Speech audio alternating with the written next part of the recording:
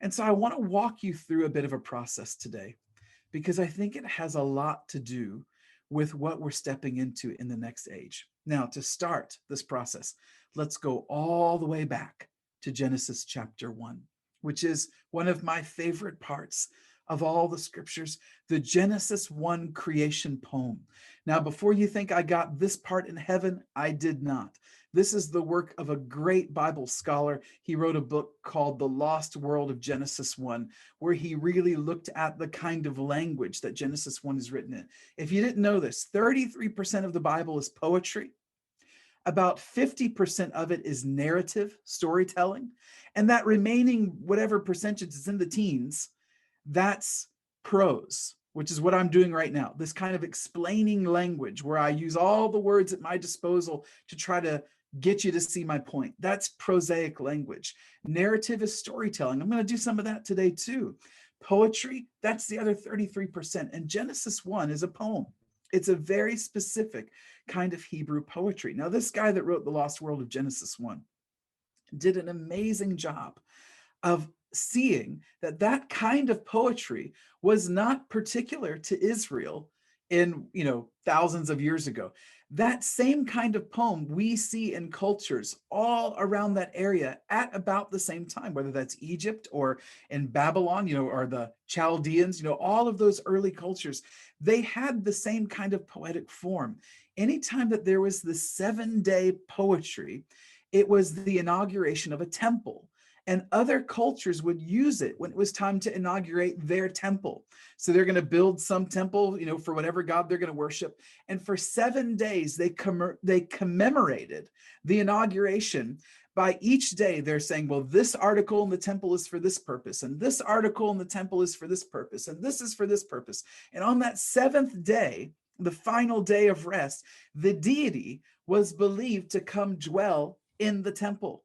And that began normal temple operations. So even that last day of rest, that's in the poetry of other nations of the same time period when they're inaugurating a temple. Now, none of us should ever be afraid.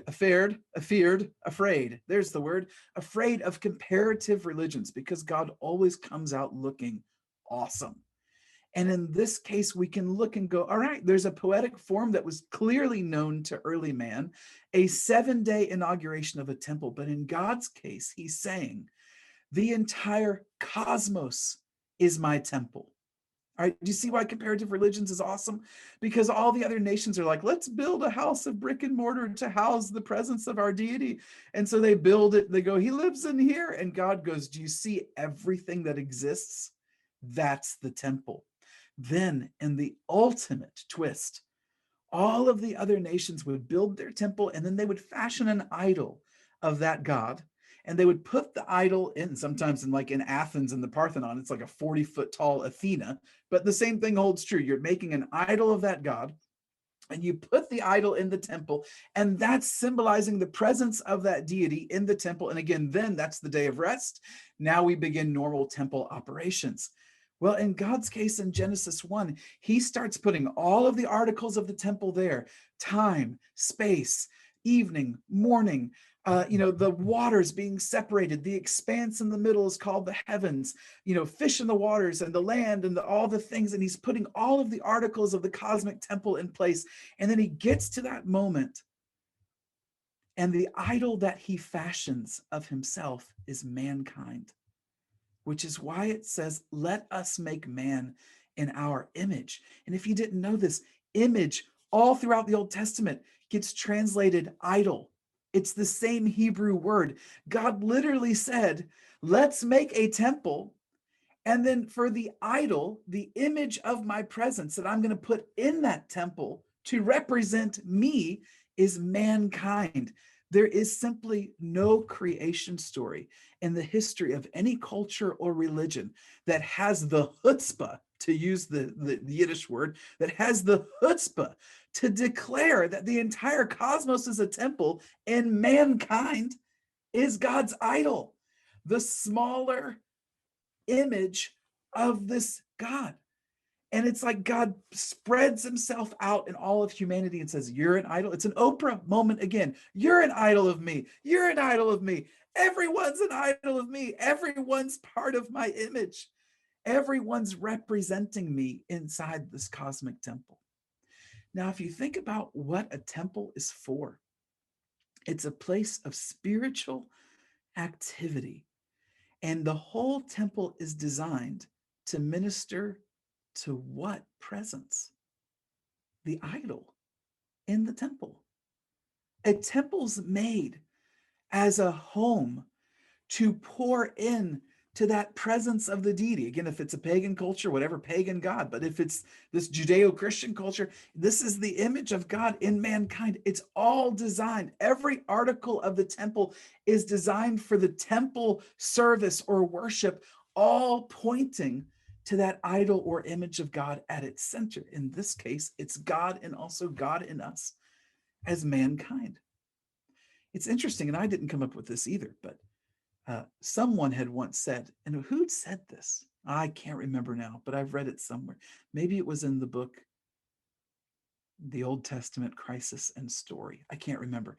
But the whole idea was a Hebrew couldn't say God's name without saying the singular pronoun I. They can't say the name of God without saying I. It's always reflecting back where God is saying, yes, there is this amazing, gargantuan, universal Godhead presence, and God has poured God's self out into every single part of mankind as the image of God within the cosmic temple. So if a Hebrew was going to say who God was, they had to reflect it back on themselves. Yes, there is God, and I am in God's image. I am the idol of God in this cosmos. Now let's draw a picture, because how good can we really get this without a picture? All right, get something out to write on. You know you love this moment. Let's draw it together. Let's draw the original cosmic temple together.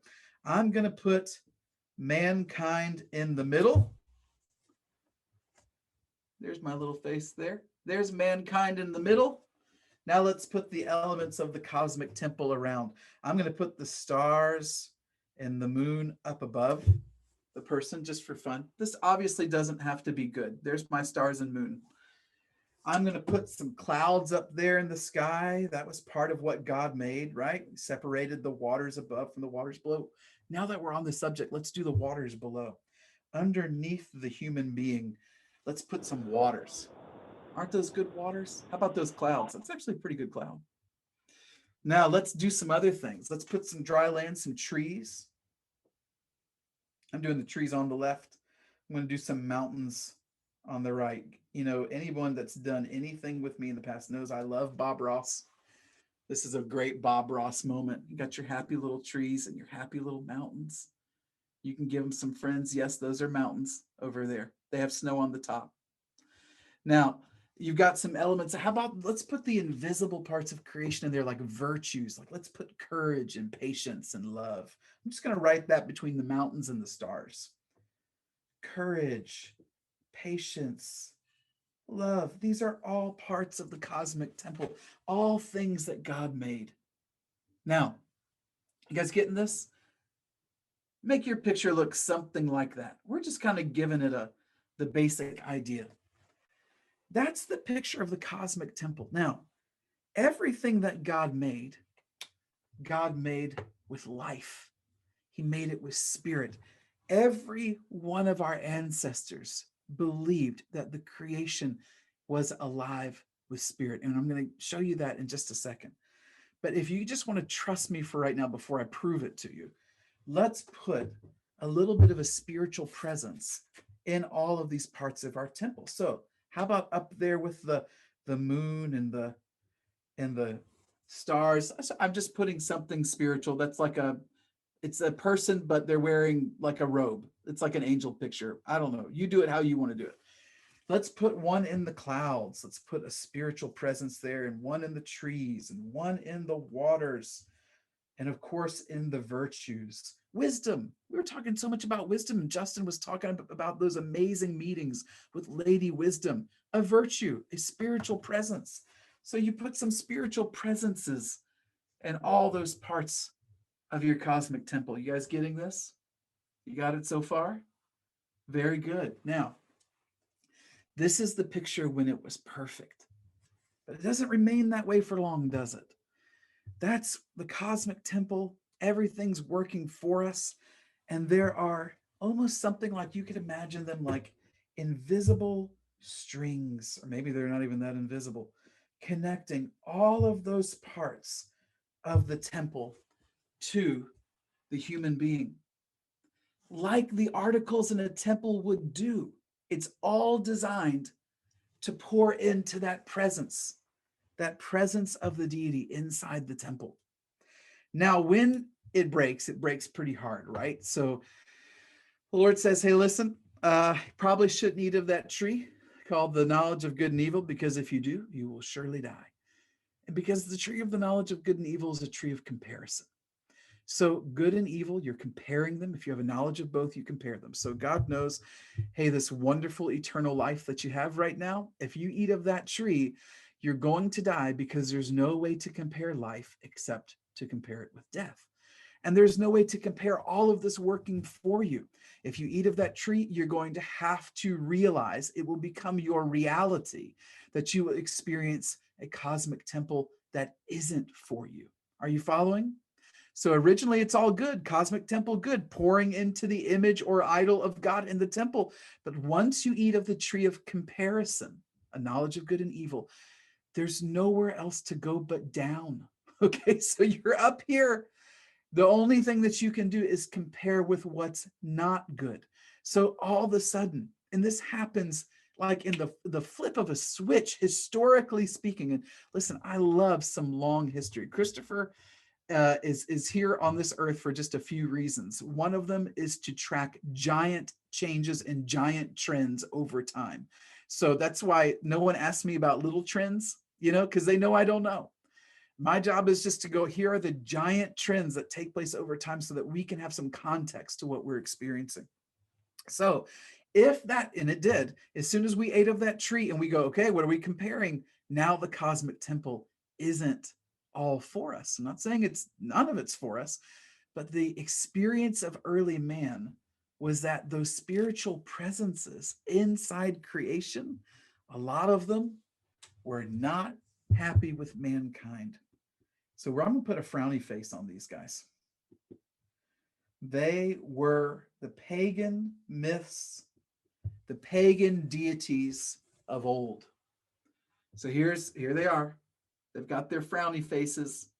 They're not happy. There's spirits all in this nature and all in this creation. But how did our ancestors connect with it? Well, they held grudges. They could get mad. They weren't a lot of fun. They demanded sacrifice, sometimes human. They were not pleasant. They were spiritual beings that were occupying this reality where things weren't just good, they were also bad along with the good. You might think of them as the fallen angels. You might think of them as those third of the stars that the dragon swept out of the sky with his tail. That's the pagan mythology of our ancestors. Now, I'm going to just go out on a limb here. The vast majority of you have Gentile ancestors. Anybody Hebrew ancestors in the crowd? Not seeing hands. Okay, there's 1, 2, maybe 3. Yeah, maybe any more. Most people, Gentile ancestry. Guess what, Hebrew friends? You're in the same boat. Even Hebrew cultures acknowledged that there was some spiritual presence in creation. Do you know what's interesting is that science has a word for this. It's called animism. It's the idea that in the past, people believed there were spirits in creation. Now, science comes up with a lot of words to discount anything that our ancestors thought or believed or practiced. It's their way of saying, it's inconsequential. But even Jesus is an animist. Jesus acknowledges that there's spiritual presence in the wind, in the waves, when he gets up on the boat and starts talking to it. He acknowledges that there's spiritual presence in the tree when he speaks to the fig tree. He acknowledges that when he tells his disciples they can speak to a mountain. And if you're following kind of the mythology track here, when Jesus was on that boat and the disciples were freaking out because of the storm, and Jesus gets up on the boat and he rebukes the storm. In Greek, it literally says he goes, muzzle it. In other words, this is what you're doing. this is what I want you to do. You're talking and you're freaking out the disciples. He tells it, hush. And he's speaking to a presence. Now, there was a lot of agreement in early cultures about the spiritual presence that was personified in the storm. You already know this if you know a little bit of mythology. To the Greeks, it was Zeus. To the Romans, Jupiter. And to the Canaanites, it was Baal. But did you know that all of them were personified in the storm clouds? So when the storm whips up on the Sea of Galilee that day, and Jesus stands up on the boat and speaks directly to his spirit, the fascinating thing here is he's speaking to the king of the pagan pantheon of fallen gods. That's a beautiful showdown in that moment between Jesus and the storm. He acknowledges that creation has spiritual life, but it's kind of not right. It's against us. We're in the reality where things aren't just good. So we had to compare good with bad. This is the bad, when the cosmic temple is like, instead of ministering and pouring into the presence of the deity in the cosmic temple, mankind, the cosmic temple is actively trying to buffer it and work against it. And it's not nice. And they're trying to keep mankind subdued in that reality of, hey, we're in charge, you know? Now, fortunately, it doesn't stay like this forever. Vast majority of mankind lives under this experience until just a few hundred years ago, when mankind discovers that it's possible to live in a world where you ignore the spiritual reality of creation. And it starts with some scientists like Isaac Newton, well, mathematician, Isaac Newton. Galileo Galilei comes along, the guy with the telescope that finds the moons of Jupiter. All of a sudden, Copernicus, Kepler, all of these scientists come on the scene, and they start realizing we can predict the behavior of all of these parts of the cosmic temple, which we thought were filled with spiritual beings, but we can predict the behavior with math and science, seemingly without error. And then they made this giant leap of thought. They said, if we can predict the behavior of creation without error, then that's all the truth there is to know. And when that happened 400-ish years ago, it's been called, I need my marker, it's been called the biggest shift in human consciousness since the advent of Jesus. And I'm telling you, my friends, you wonderful, brave transitionaries. Some of you have heard me talk about this before. I'm looking at you, Dorette, and my little grid of screens here. Dorette's probably heard me teach this 4 or 5 times. I'm telling you, Dorette, just take it in one more time, because one day you're going to have to teach this to someone else, because no one teaches it. It doesn't get talked about in school. No one teaches this history. No one teaches the history of the scientific revolution. They don't do it in church, and they don't do it at work. There is no Durette, you said I argue it with my dad. Good. I'm arming you with some more, okay, today. One day, if mankind is going to step into that Romans 8 commission, I'm telling you, they need to know what we're talking about right now, or none of it will make any sense at all. And I'm going to get to this kind of as we close, but there's 2 paradigms at work in the world right now, and people are falling into one or the other. So no one's saying it. We're going to talk about it.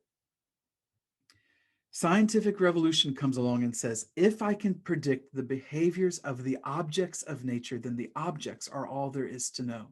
Therefore, there's no spiritual presence in the trees. There's no spiritual presence in the bees. There's nothing in the waters. There's nothing in the storm. That was just our ancestors being animists, believing that things had spirit. And in doing so, we wrote off 97-ish%, around 97% of the wisdom and experience of all of humanity, with a few strokes of the scientific pen. And so what happened? Let me get my eraser. And he's back. So we took out the spiritual presence. I'm erasing my little spiritual presences, and they're gone.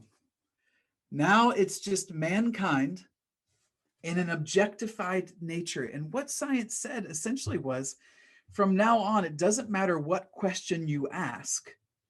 The only answers that are valid are empirical, objectified answers. In other words, it doesn't matter the question, there are no more spiritual answers allowed. Now, when we cut ourselves off from the spiritual nature of the cosmic temple, it's not a temple anymore. It's not how God designed it in that Genesis 1 creation poem. Oh, and by the way, poetry is important because it's language that brings spiritual things into the world of incarnation, but it's a story for another day. So once we cut off the spiritual component of the cosmic temple, it's not a temple anymore. Temples are places of spiritual activity. The cosmos becomes a machine when we do that, with no more spirit in it to consider. It becomes a cosmic machine with its cosmic gears grinding. As soon as that formulates in the mind of man, guess what we do? We start building machines.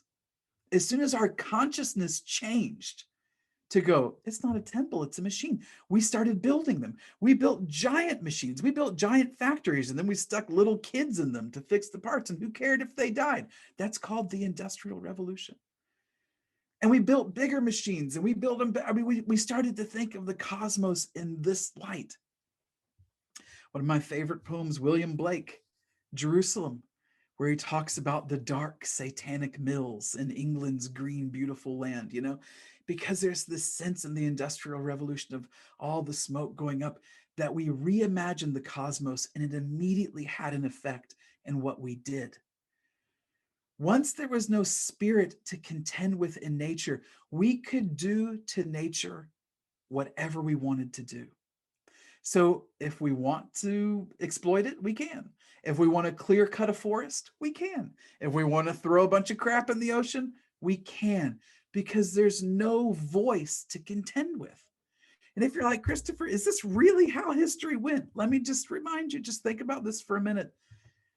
It's not a coincidence that the exact moment in time that we agreed in our collective consciousness that we could do whatever we wanted to do with nature, with creation, is the exact same moment when we agreed nature did not have a voice to object to our actions.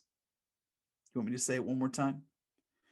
The same moment in time where we collectively agreed we could do whatever we wanted to do in creation is the exact same moment in time that we collectively agreed nature doesn't have a voice to object to what we were doing. In other words, you can't do what we've done in the last 400 years without eliminating that spiritual presence or voice or frequency, however you want to think of it, in the cosmic temple. You have to turn it into a cosmic machine to exploit it and work it without regard to a personality being present in it.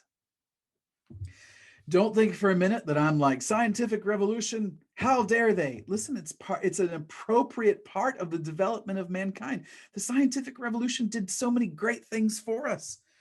When we cut off the spiritual presence in the cosmos from ourselves, do you know what that did for us?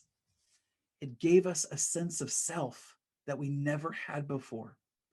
Once you take away the spiritual origins of all of the causes of nature and we cut those strings, there's nothing left but ourselves.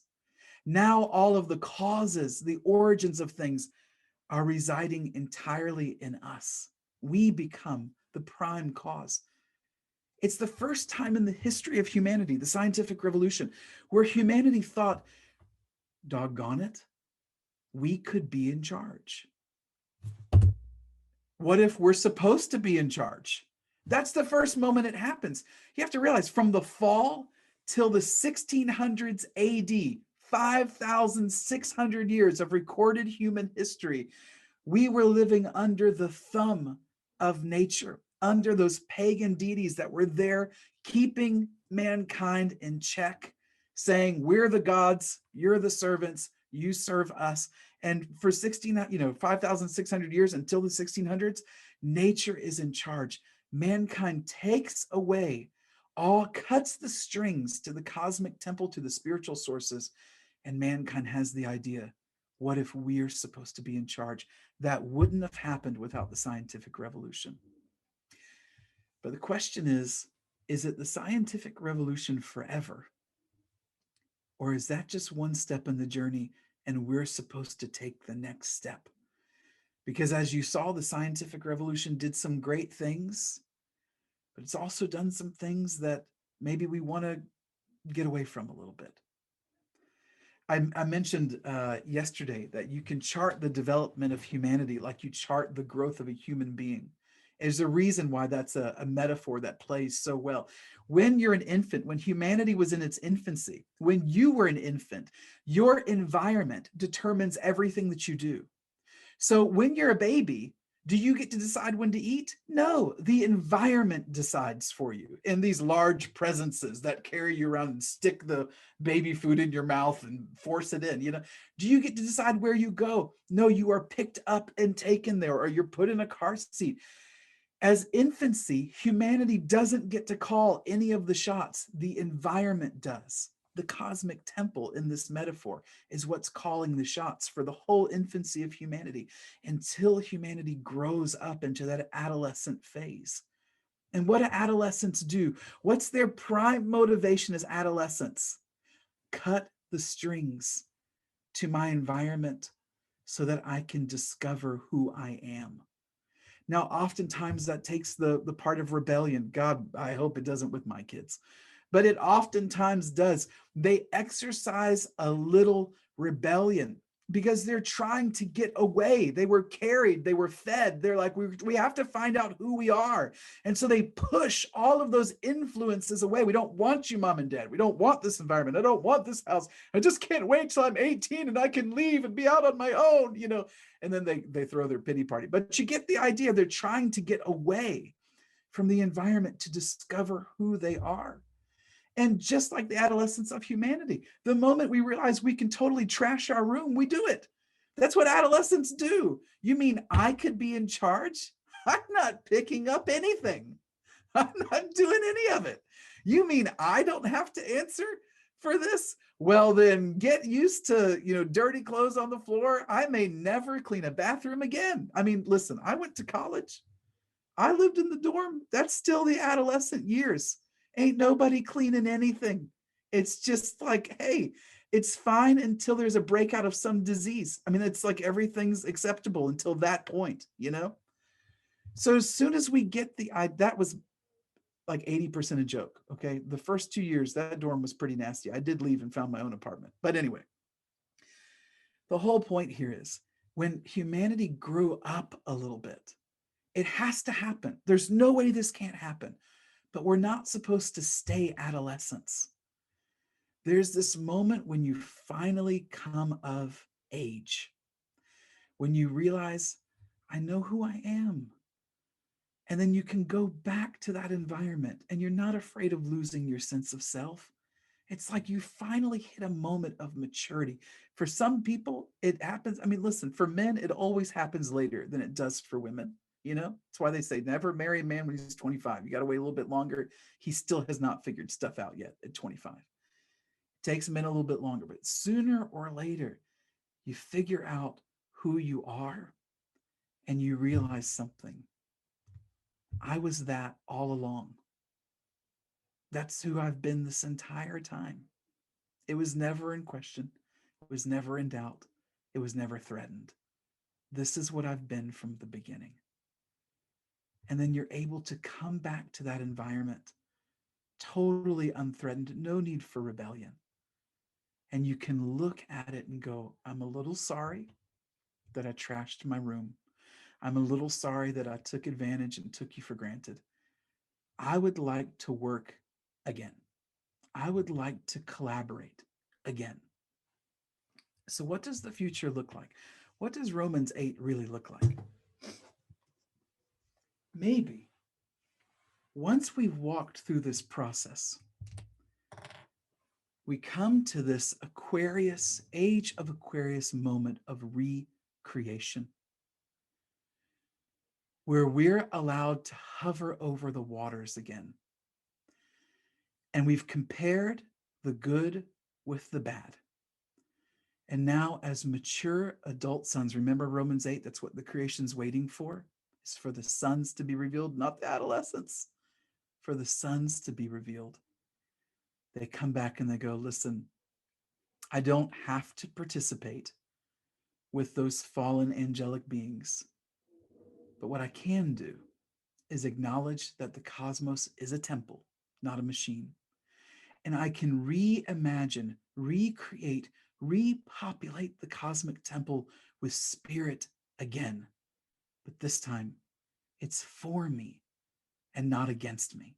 It's the cosmic temple as it was designed to be, something that would pour in to the image or idol of God so that that presence could grow up as it was always meant to do. So now your picture after the scientific revolution, the presence is back, but now we're putting smiley faces on them. I'm not doing them in red anymore. That seems too hellish. Just a few. I'm not going to do all of them. You can in your picture. Now they're back and they're happy because the kids have grown up, because they recognize that we have a choice. We don't have to participate with the Baals and the Zeuses and the Jupiters of old, but we can participate with a spiritual being that resides in the storm. And that spiritual being, that angelic presence could be our friend. Do you know, this is the surprise. This is my greatest surprise in 10 years of wandering around the heavens, that creation was alive. And that was the angelic world that I had wondered about for so long. Every one of our ancestors, up till just a few hundred years ago, believed that the world of the angels and the world of nature and creation are completely overlapped. Like this. One was behind the other. You read it in Revelation when John in his revelation says, I saw an angel in the sun. In the sun. John acknowledges the spiritual presence in one of the moving lights in the sky.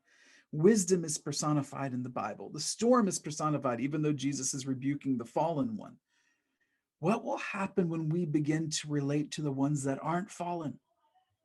What will happen when the cosmic temple is alive again? It's no longer a machine, but it's back to being a temple and can start to pour into us the way that it was always designed to do. A bit of a step, a leap in humanity's development.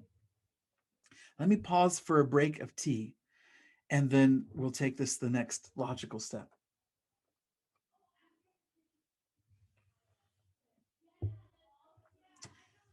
Cinnamon.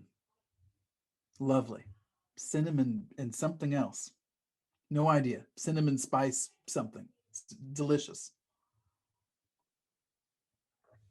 Now then, in the words of C.S. Lewis, I have yet to find a novel long enough or a cup of tea big enough to satisfy me. So what happens? Well, here's the surprise. The angelic world was like this, got separated out into two distinct things via the scientific revolution, and so it remains. People that think there's an angelic realm don't really know what to make of it. It's this race of celestial citizens. Who knows what they're doing? They're kind of waiting for us to ask them to do stuff, I guess, like heavenly butlers. That's how I thought of them for a long time. And here's nature and creation over here. But 97% of human history saw them like this. Scientific revolution separated them out so that we could grow, so that when we can finally be revealed as sons, we can weave them back together properly, as it was always meant to be. Can I share with you a story? Can I do that? Do you need a break? Are you good? You can tell me if you need a break. I mean, you're in your room. As far as I'm concerned, you can get up and walk around. I mean, who cares, right? Get some tea, do some jumping jacks. Doesn't matter. It's 12:50. We've got some time. I'll tell you a story. I saw you, Barbara. Barbara was doing jumping jacks. All right, so one of the first angels that I ever met, still to this day, probably my closest uh, angelic companion, angel that met me one day as I'm walking across a bridge across this chasm into the new city, into the New Jerusalem. And he met me at one of the gates. Beautiful presence, had this silvery crown with this amethyst in his crown right there. And it was just, I don't know, a year at the most, 2 years into wandering around the heavens, no real understanding of the angels. And and I see him and I just know this is going to be different. This angel is going to be different. I get his name. First time I really got an angel's name, and I thought, again, this is going to be more than just the usual meeting. He gave it to me as Brenadin, which is an old Gaelic spelling of the name Brendan, which means prince. So we're off to a good start. You know, that's what Michael was introduced as Daniel, to Daniel as the prince that protects his people. So I'm meeting Brendan, the angel, and sure enough, we become buddies. Every time I'm up in the heavens in the spirit, half the time or more, he's there. Jesus sometimes starts sending us out on all these adventures together. He seems like he always knows the way. And then one day, maybe a year or more later, he shows up to me and he's wearing this silver crown, but it's got wings on it on the side. Now, also notice his sandals, his boots have silver wings on them as well. And it clicks with me. That's how our Greek and Roman ancestry imagined the planet Mercury or Hermes. Winged crown, winged sandals, and you're doing the same kind of job. Travel, transition, navigation. He's telling me where all the doors to all the places in heaven go. He's like the GPS of heaven, you know?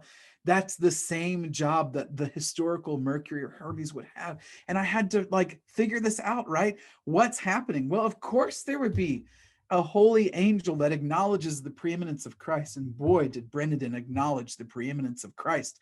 So, of course, there would be a holy angelic presence that didn't fall. If less fell than didn't fall, let me say that more clearly. If more didn't fall than did, and there's a fallen angelic presence that our ancestors worshiped as the god Mercury, then there has to be many unfallen angelic presences that personify the same parts of the cosmic temple: travel, transition, navigation, crossroads, all of those sorts of things. Why is it that Christopher is so interested in cosmic transitions? Probably because I've been participating with that part of the cosmic temple for years now, the part that is transitions. So we get to know each other well. I have to reconcile this issue over the course of years. How is it that I'm seeing you as this mythological figure, but you're for me and you're for Christ, not against it? Obviously, because those angels that fell weren't all. In fact, they weren't even the majority. So, of course, there's angels that personify the waters. Gabriel is a good example of that, that are the holy version of the historical Poseidon or Neptune. Justin yesterday was mentioning it's this private conversation he and I have been having off and on for months about his encounter with Neptune. Of course, there's a holy spiritual being in the cosmic temple. We just experience the bad ones for that journey into the tree of comparison. When the sons are of age, they can recreate, they can reimagine creation in a new light. Here's where it gets real fun. In getting to know Brendan, and again, so many of you are unfamiliar to me, which is why I'm telling you this story. There's a few, everyone's got some life messages where it's like, if I'm going to talk to a group of people or if I'm going to talk to the whole world, what's the thing I want the whole world to know?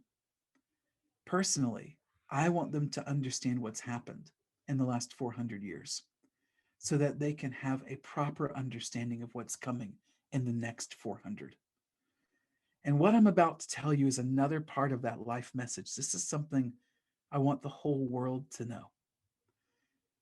So one day, I'm in my office doing my time in the heavens, opening the eyes of my heart, spending time in the spirit.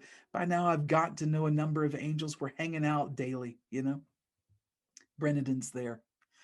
And if you know me at all, you probably know I have a lot of questions. I am inquisitive. It's my physics background. I have to ask them. I can't not ask questions. It's like I'm up there. I see stuff I don't understand. I'm like, okay, let's start here. What in the world's going on? And so one day Brennan shows up. I'm in my office. I immediately go into asking my questions. And Brennan looks at me and he says, Christopher, he says, I don't just want to be a heavenly encyclopedia for you. I don't just want to be a tool that you use where you open me up like this book and you flip through my pages until you find the answer that you're looking for. And I said, well, what do you want? And he goes, Christopher, I just want you. Now, sounds fun at the moment, or now, but in the moment, it freaked me right out. I was like, heck no, it's not okay. There's only one being in that heavenly realm that I was like, I will give myself to you. That was the Lord and his Christ. You know, I mean, like, that was it. I was like, we're not competing for that place here, pal. Like, and I'm not joking. I'm thinking in my mind, everyone that thinks I'm off the deep end, this is going to be the thing that proves them right. If I say yes to this, the next thing you know, it's the beginning of a horror movie. Like when the thing in the other dimension says, I just want you, and you say yes, that's where it all goes bad. That's where it goes off the rails, you know? So I'm like, this is a no. This is a hard pass. No, thank you. Not going to do it. And I was so freaked out by that I just pretended for like weeks that I didn't know how to go to heaven at all. I was like, I think I'll just pretend that I am back in my Southern Baptist roots. Let's sing Just As I Am and have an altar call and someone give me that 3-point message. I want to be out of here by lunch. You know, I was like, let's just try to go back. Truth trauma. I saw that, Sandra, a little bit. Yes. Never heard it called that. That seems like it would apply. So I pretended I didn't know. And then what's going to happen? You're going to get bored. No one can go back. We've seen too much. So I'm like, I was bored within like a week. I held out for 2 though. And I was like, I'm going to have to go back. So I went up into my home in the heavens, beautiful crystalline like palace perched on the edge of this cliff overlooking the ocean. And I meet the Father there. And the Father walks me out on that beautiful grass covered cliff face before it, goes over to the ocean. He walks me out on that beautiful grassy plain where there's this one solitary great big oak tree. And he sits me down in front of that oak tree and he stands with his back to the ocean. If you can get this picture in your head, his back to the cliffside and the ocean. He's facing me sitting under the oak tree. He said, Christopher, I heard that you had this conversation with Brendan, that he said that he just wants you. And I said, yeah. And he goes, well, I'm going to tell you more of my story. And I said, that is a terrible way to start this conversation, Lord. Like, I'm already freaked out. I don't want anything that even remotely reminds me of Mormonism. Like I know that's where, I was like, Joseph Smith's famous sermon, let me tell you how God came to become God. I'm like, again, hard pass. What I need right now, Lord, is 3 scriptures and a hymn. I don't need anything else off the rails. Let's bring it back, Did he? No, he continued on. Let me tell you more of my story. He said, Christopher, when I created the angels, I gave them power to affect my life.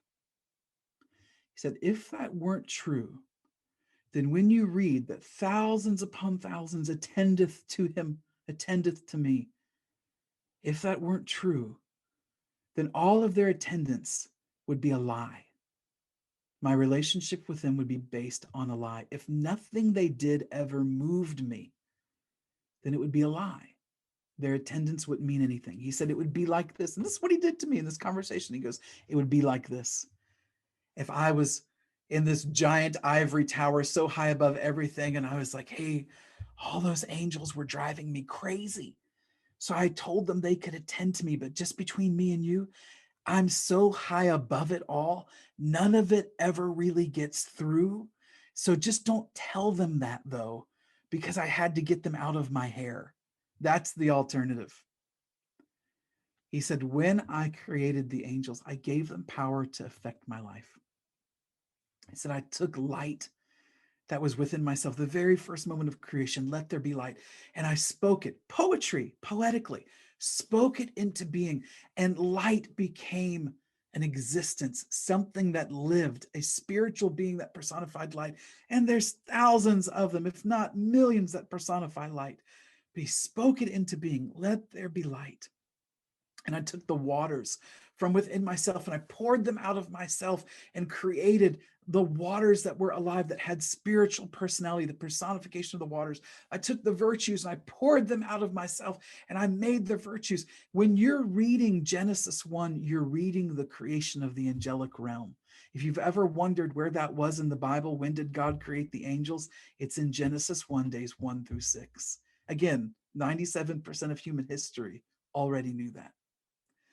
So it all goes and it pours in. He's taking the virtues, the waters, the land, all the different forms of life, all the unseen parts like glory or wisdom. He's creating wisdom as a presence, as a personality. He's pouring all of that out in this world of creation, the angelic world around him. And he says to me in that moment, all of these spiritual presences, all of these entities of creation, they looked at me and they said, this one had all of the power and gave it away so that we could live. Surely this is the Most High.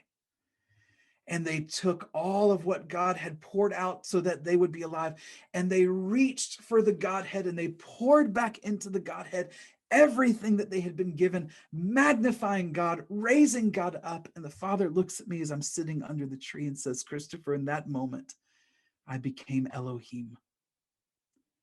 When they acknowledged, this is who I am. And they poured it back. And I want you to imagine it like a magnetic, electromagnetic. I'm erasing my picture from before. No, I'm not. I'm just going to draw it here instead because it works. Imagine now that this isn't humanity in the middle, but the Godhead in the middle. And it's like God poured out and created the virtues. And then they completed the circuit and poured back in. I'm going to show it to you in a minute. And then the stars, he creates the stars and they complete the circuit and they pour back into the Godhead. And everything works like this circuit loop, like an electromagnetic circuit, where they're all being poured out into, and they all reach back to the presence of God and pour back into the Godhead with what they've been given. And then the Lord says, but one of them questioned and thought, wait a minute. This one had all of the power and gave it away? If we stop attending, what does this one become? This can't be the Most High. I was the firstborn. I'm light personified. Everything in the material world is deriving from me. All I have to do is slow down these electromagnetic waves and matter comes into existence. What if I'm the Most High? And that spiritual being, with that question, was connecting the circuit of attendance and just takes the hand away and stops attending. And neglect turns into animosity. Why are you all doing this? Can't you see? We're the one propping this Godhead up. He gave all of the power away. This can't be the Most High. Animosity turns into outright rebellion. It turns into outright war. And they leave, trying to find the place where they can exist, those that believe they should have, without connecting the circuit and believing that they could be their own self-contained presence, divine presence. But God made the original covenant with them that I could sum up this way. I'm giving you power to affect my life. What you do with it is entirely up to you. Wherever they were going to descend to, that's where God was going to meet them. So they found their realm. They found the reality of comparison where there's both good and evil, this realm of incarnation, and they made their home here. And God comes to meet them in the realm of incarnation in the person of the incarnate God himself, Jesus the Christ. And the whole time that Jesus is in this earthly sojourn, he's upholding the original covenant. I gave you power to affect my life. What you do with it is entirely up to you. And you get to the last week of Jesus's ministry, and the fallen parts of the cosmic temple are ready to come attend to him. And you know, they come in the garden. They already start coming in the Garden of Gethsemane. And the boys, the disciples are like, Lord, you want us to get him? And Jesus says, don't you know that in this moment I could call a legion of angels? I could call a legion of spiritual beings that personify the cosmic temple.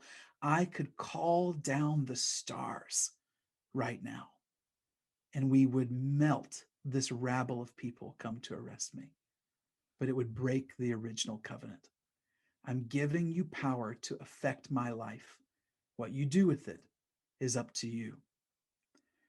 So the spiritual being that maybe at one time personified something so beautiful, like encouragement or gentleness, when they stopped attending and they moved away from the Godhead, they perverted themselves from what they were. Every step away, they got darker and darker and darker because they lost the connection to the source.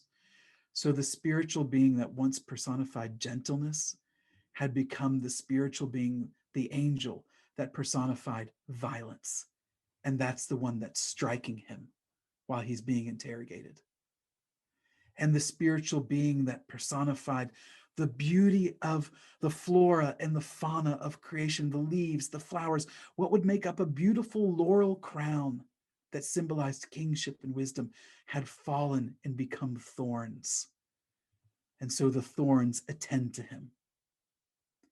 And the spiritual being that once personified something like prophetic blessing had become curses and was spitting at him as he hung on the cross. And as he's hanging there upholding the covenant, I gave you power to exist. What you do with it is up to you.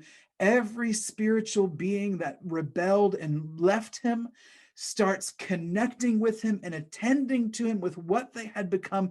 Every virtue that had become a vice is pouring into him in that moment and connecting the circuit and attending to him with what they had become. And the man's heart explodes. He doesn't die of asphyxiation on the cross. The spear and what came out is water and blood. Cardiologists have done the work here, tell us that his heart had ruptured because they attended to him. And the last spiritual being that attended to him that day was once an angel that personified life and health and healing, probably not unlike the angel Raphael. And that angel fell and became the spiritual personification of death. And death grabs him by his ankle and drags him down into the grave. And they had all attended to him. And Colossians says, if the powers and principalities, the fallen angels, if they had known the mystery of God, they would not have crucified the Lord of glory. What they ended up doing was they completed the circuit again. What they had neglected for so long, not touching him, he came down and said, I dare you to touch me again. And they connected the circuit and they poured into him everything that they had become. And he comes out of the grave holding the keys of death and Hades, because they poured into him everything that they had become. And now his name is the name above every good thing and above every bad thing. He becomes the name above every name because he's been attended to by all of it. And now he holds all of it within himself and has had victory over it all. Now I'm sitting under the oak tree in my home in heaven. And the father's got his back to the cliff and to the ocean. And he's telling me this story. This is narrative. 50% of the Bible is narrative.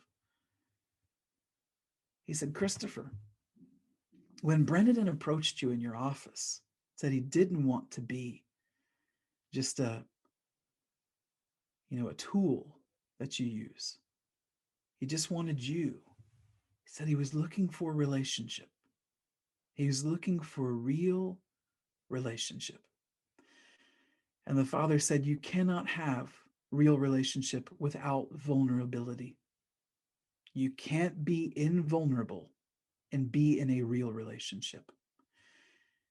And so the father looked at me and he said, Christopher, if your father gave the angelic realm power to affect his life, what do you think you're going to do? And I looked at the father and I said, I think I should go have another conversation with Brendan. And so I went back and I said, friend, I'm thankful that you have never given me one cause to doubt you, because you have upheld the supremacy and the preeminence of Christ in all the years that I've known you. I realize that there's something in my genetics, a genetic memory, a DNA memory, that says the last time we trusted an angel, it went really bad, because it was an angel after all that was like, hey, you sure you can't eat of that fruit, And if you'd heard the personification of light itself say, yeah, I think you can do it, they didn't have any reason to doubt him. They didn't have any reason to doubt him. Serpent, by the way, again in Hebrew, could be sorcerer, or it could be serpent like a dragon. Imagine a beautiful dragon-like presence with wings, and where every pore of his skin is like a diamond. You wouldn't have doubted him. It wouldn't have been like, well, clearly he's out to get us. Don't think serpent like black cobra, like slithering around the apple. You should eat the fruit. I mean, it wasn't like that at all. And so I was like, I've clearly got a genetic memory here that says, if I open myself up to real relationship with the angelic realm, it could go bad. So I'm working through it. I said, but I just had this talk with my dad, and apparently this is part of what it means to be in the image of God, that I need to learn to give power away so that you can live. I don't need to be transitions and navigation and the pathways of the cosmos. I don't need to be that. You be that. You be as big and as awesome in that as you want to be. I'm not supposed to be the storm and the thunder and the lightning, but you be that spiritual presence in the storm, whoever that's going to be for you or for a culture. I'm not supposed to be the waters. You be the waters. I'm not supposed to be the virtues. You be the virtues. I'm going to give power away for your world to exist. Why? Why would we do it? Why would we even think about doing this? Because if the next age, if that age of Aquarius is about true human kingship, and that kingship is a kingship in the cosmic temple itself, then I'm going to argue all of my days, you can't rule what you don't know. And you can't know it without relationship. And you can't have relationship without vulnerability. And in order to be vulnerable, you have to give power away. If you just watch the ministry of Jesus, when does the man ever consolidate power? He is always giving power away. Why? Because he never wants to live in the ivory tower. He never wants to be in that place that's so high up above everything that nothing anyone do can touch him or move him.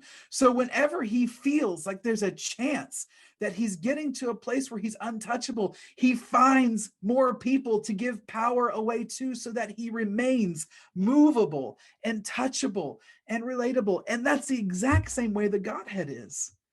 There's never a moment when Jesus demonstrates kingship that he demonstrates it by, I rule you just because. He always rules what he knows. And he's not interested in bullying or giving or making anyone pay homage to him. He's only interested in, do you know me? Do I know you? Because if you do, you will figure this out. Someone just wrote in the chat box, love. That's why Justin yesterday is talking about the technology of the future is love technology. All I'm doing is saying exactly what Justin said with slightly different and probably too many words. Okay. I'm doing it prosaically. I'm using all the words I need to get the point across. It's the same message. It's that future of our participation with creation. It can't be a cosmic machine because there's no life in the machine. So it can't be a machine. It's got to be a cosmic temple again.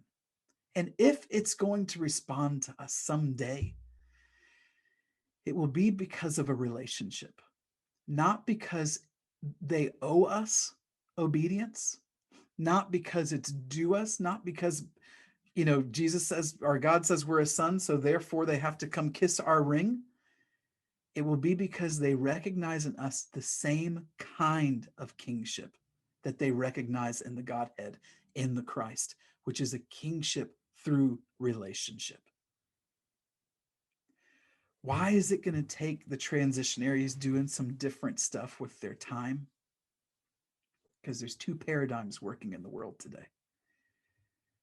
The one paradigm is the scientific revolution, the adolescence of man. And in that paradigm, creation, the cosmic temple, is a tool to be used.